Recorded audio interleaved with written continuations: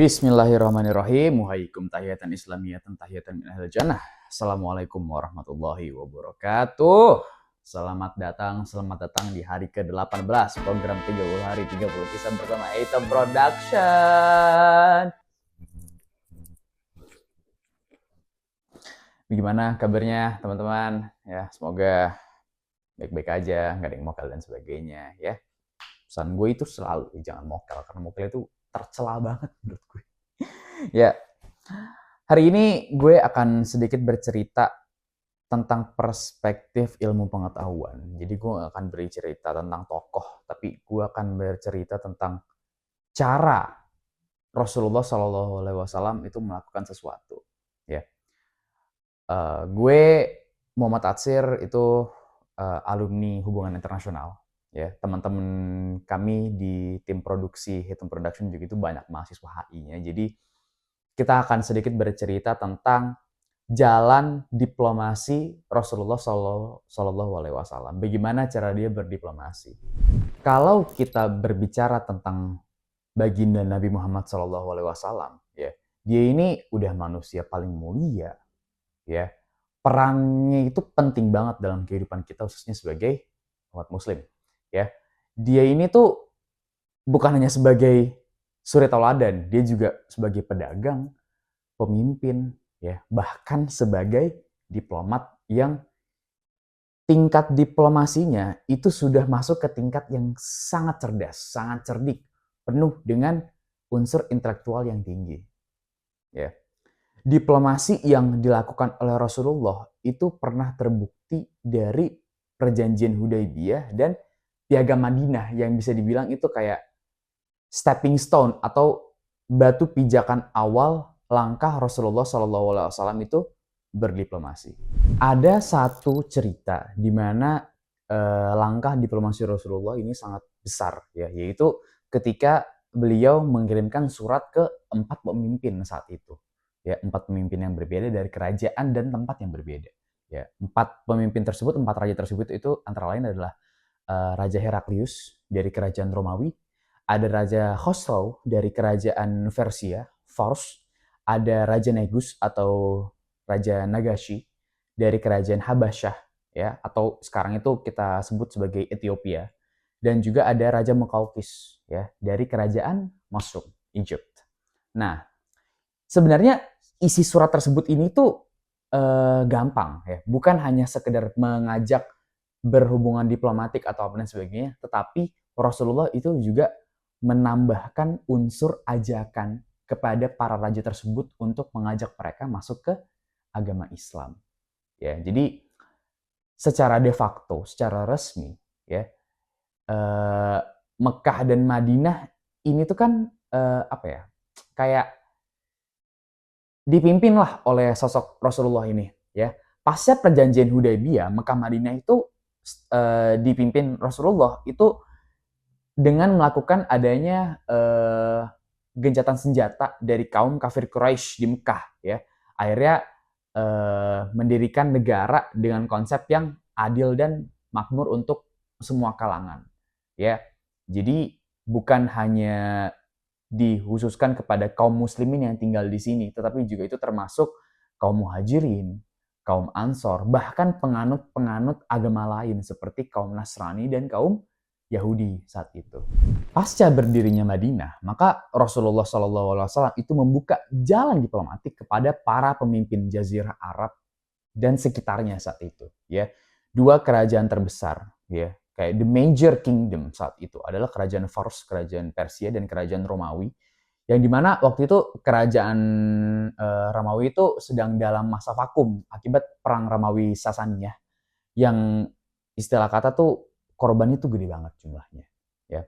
Rasulullah itu juga sembari 2 kerajaan itu dia juga dia juga ingin membuka jalan diplomatik kepada 2 di Afrika, yaitu Mesir dan Habasyah, yaitu atau yang sekarang kita kenal sebagai Ethiopia. Misi diplomasi Rasulullah ini itu tuh bukan hanya membuka jalur perdagangan, membuka jalur diplomatik, tetapi juga jauh lebih mulia daripada itu, yaitu mengajak para pemimpin untuk memeluk agama Islam, ya. Tetapi beda nih, dia mengajaknya dengan cara yang sangat lembut. Singkat cerita, cara Rasulullah itu adalah membagi tugas kepada para diplomatnya. Ya, 4 diplomat yang diutus oleh Rasulullah, yaitu yang pertama ke kerajaan Romawi, yaitu sahabat Dihya Al-Kalbi. Ya, terus ada Hatib bin Abi Baltah ke Mesir, ke Egypt. Ada Ammar bin Umayyah ke Habasyah. Dan juga yang terakhir itu ada Abdullah bin Huzafah As-Sahmi, itu ke Persia. Nah, terus apa sih tanggapan-tanggapan dari para raja tersebut? Ya, yang pertama itu di kerajaan Romawi, ya. Diplomat itu kan Dihya Al-Kalbi, ya. Ketika Dihya Al-Kalbi datang ke kerajaan Romawi, itu tuh disambut oleh Uskup Dugatir, yang merupakan salah satu uskup terkemuka lah di Romawi sebelum diserahkan kepada Raja Heraklius waktu itu. Nah, Uskup Dugatir itu membaca surat tersebut, and the first reaction that came to Uskup Dugatir adalah shock, kaget, menangis, bahkan meninggalkan jubahnya dan topi kepalanya. Saking kagetnya akan membaca isi dari surat yang disampaikan oleh baginda Rasulullah SAW. Ya. Uskup berkata kepada Dihya Al-Kalbi bahwasanya Rasulullah itu merupakan nabi mulia. Beliau menyatakan ajakan masuk Islam kepadanya, ya. Dan akhirnya Uskup Dugatir itu langsung kayak, gue akan masuk Islam di depan para penduduk Romawi, ya. Nggak terima dong penduduk Romawi, ya kan. Akhirnya Uskup Dugatir waktu itu ditimpa hingga berdarah dan akhirnya meninggal. Nah, Raja Heraklius yang memimpin kerajaan Romawi waktu itu mengetahui berita tersebut tentang meninggalnya uskup dan adanya surat dari Rasulullah. Akhirnya dia meminta kepada suratnya untuk dibawa langsung ke dia. Dia membacanya, hikmah. Heraklius kaget. Dia langsung mencium surat tersebut, memberikan minyak wangi yang kental banget, harum, meletakkan surat tersebut di tempat kotak kayu yang mulia, ya, awet, ya. Heraklius yang istilah kata tuh dia itu raja yang cerdas, cermat, tinggi, punya strategi yang cermat dan sebagainya. Ia menyadari bahwasanya apa yang dikatakan oleh Rasulullah ini tuh sangat mulia. Reaksi dari para pejabat di istana waktu itu tuh beda, ya. Dia tuh bukan kayak mendukung dan sebagainya, malah kaget kayak, ya masa raja gue jadi mualaf sih gara-gara baca surat dari Rasulullah. Akhirnya istilah kata ditolak, ya. Heraklius menolak untuk masuk Islam hanya karena faktor agar tidak adanya perang saudara di dalam kerajaan Romawi, ya. Akan tetapi dia juga menyampaikan kegagumannya kepada Rasulullah bahwasanya ajakan ini tuh bukan ajakan biasa. Ajakan ini tuh sangat disambut oleh Raja Heraklius, ya. Akhirnya Dihya Al-Kalbi langsung pulang ke Madinah untuk mengabarkan berita ini kepada Rasulullah, ya. Dan ya reaksinya udah seperti itu. Nah, surat kedua itu dibawa oleh diplomatnya itu Hatib bin Abi Baltah itu ke Mesir, Egypt, ya. Untuk diserahkan langsung kepada Raja Muqawqis, penguasa daerah Kitbi waktu itu. Raja Muqawqis menyadari akan kebenaran yang dibawa oleh Rasulullah SAW dan sangat-sangat menghargai isi dari surat tersebut sebagai tanda persahabatan, tanda diplomatik antara kedua pihak. Ya. Hatib menanyakan perihal balasan surat tersebut dengan harapan bahwasanya Raja Muqawqis ini itu masuk Islam dan jadi mualaf. Ya gue juga kalau ngajak ya gue pengennya endingnya positif lah ya. Namun Raja Muqawqis itu menolak dengan halus. Namun tolakan itu bukan kayak, oh enggak deh, enggak diterima. Sorry, gue nggak mau menerima ajakan lo. Enggak. Raja Muqawqis memberikan timbal balik kepada Rasulullah dengan mengirimkan 1000 emas, 20 pakaian indah, madu banha, dan 2 perempuan budak yang bernama Miriam Al-Kitbi dan Sirin untuk personally kepada Rasulullah SAW. Ya. Hatib langsung membawa semua hadiah tersebut kembali ke Madinah dan mengabarkannya kepada Rasulullah. Ya.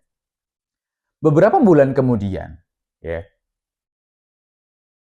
Raja Muqawqis itu mengirimkan surat balasan kepada Rasulullah yang berisi pujian, ya, compliment, dan memuliakan kedudukan Rasulullah SAW di Madinah.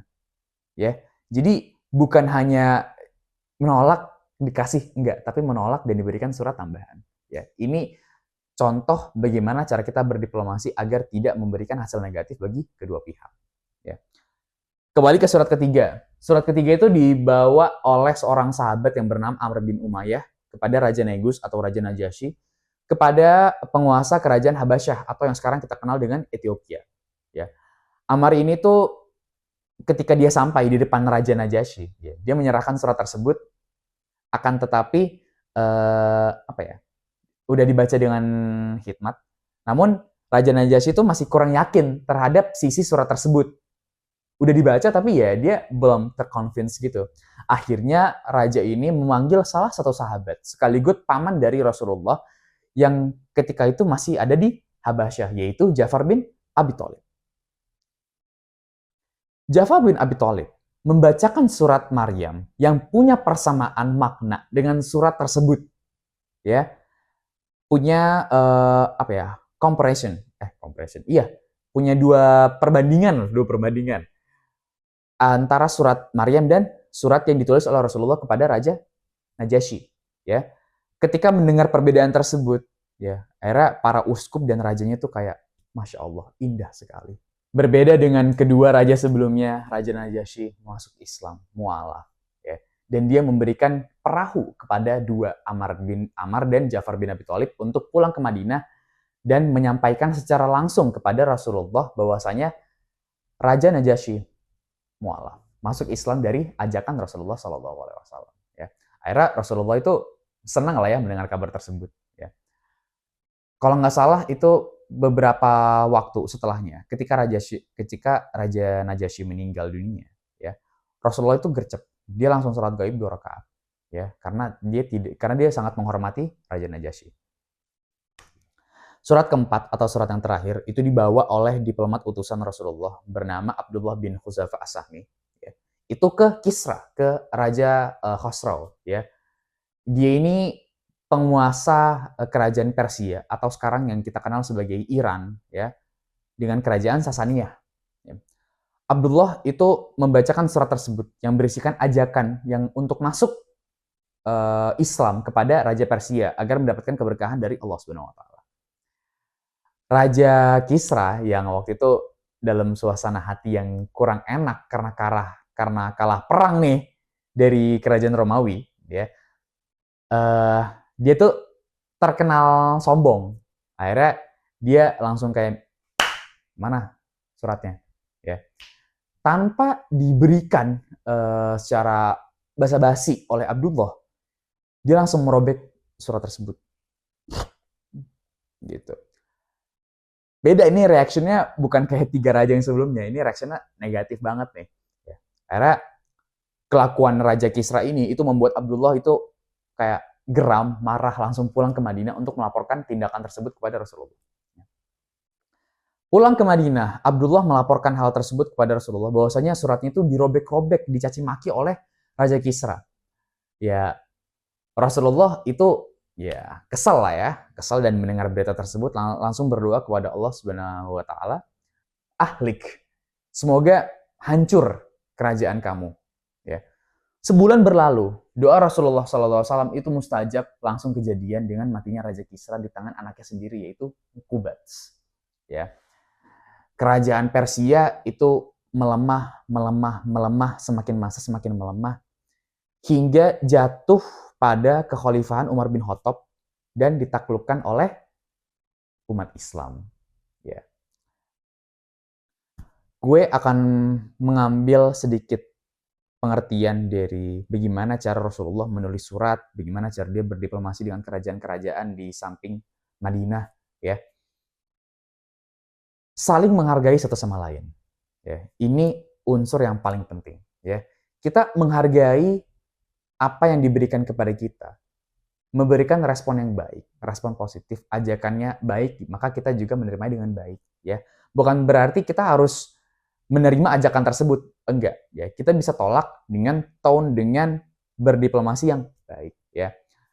Rasulullah mengajak para raja tersebut, ya, dengan ramah, ya, disambut dengan ramah juga oleh 3 raja sebelumnya. Namun ketika Raja Kisra menyambut hal tersebut, itu responnya negatif, ya. Maka endingnya apa? takluk, musnah. Ya. Ini yang menjadi pelajaran bahwasanya menghargai satu sama lain itu adalah cara berdiplomasi yang paling baik, yang paling benar. Ya, gimana menurut kalian? Apakah cara berdiplomasi Rasulullah itu sangat bisa kita teladani? Silahkan kalian komen di bawah. Jangan lupa kalian like, share, and subscribe video ini. Jangan lupa follow kita di Haytham Production, Haytham Hub, dan Haytham Booth untuk production house kita. Gue Muhammad Atsir, kurang lebihnya mohon maaf. Wallahu muwaffiq ila aqwamit thoriq. Wassalamualaikum warahmatullahi wabarakatuh.